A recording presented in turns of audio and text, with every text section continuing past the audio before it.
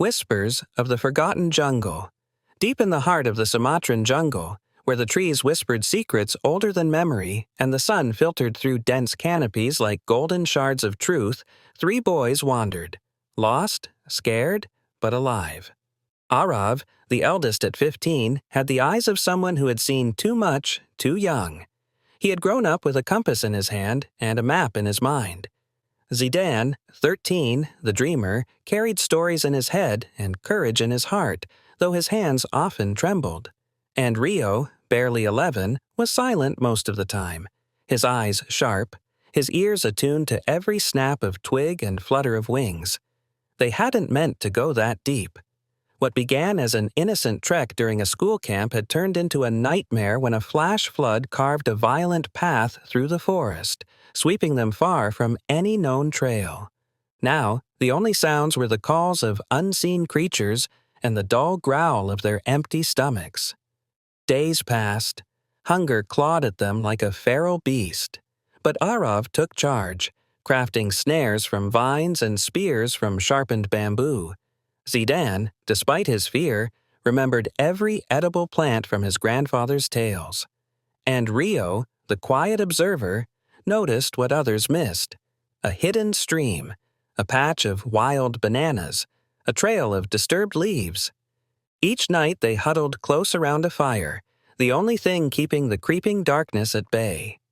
They spoke of home, of mothers waiting with worried eyes, of school and soccer matches, and the comfort of hot meals.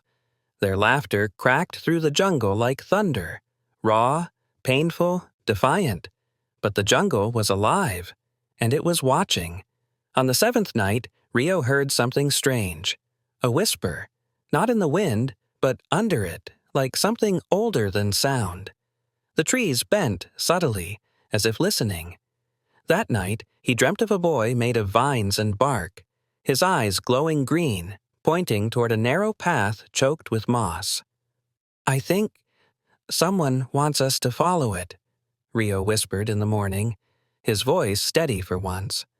Arav stared at him, then at the path. Desperation outweighed doubt. They followed. The path was winding, treacherous, but strangely deliberate. It led them through a part of the jungle that shimmered with unnatural beauty. Flowers that opened only as they passed, stones arranged in strange symbols, and animal calls that echoed in patterns. They came upon ruins, an ancient temple swallowed by time and ivy, its carvings depicting children with eyes like theirs, standing beside beasts and trees. Zidane touched the wall and felt warmth, like a heartbeat. Inside, they found nothing but a pool of clear water and an old wooden idol, its face eroded. But when they drank from the pool, their exhaustion melted, and for the first time, they felt seen. That night, they were found. A search team had spotted smoke from their fire. The boys were thin, scratched, and wild-eyed, but alive. When asked how they survived, Arav said, "We trusted each other."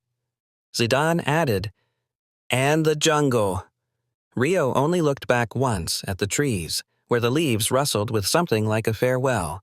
They never spoke of the idol, or the whispers, or the dreams that came afterward. But every now and then, when alone, they could feel the jungle inside them, watching, waiting, protecting.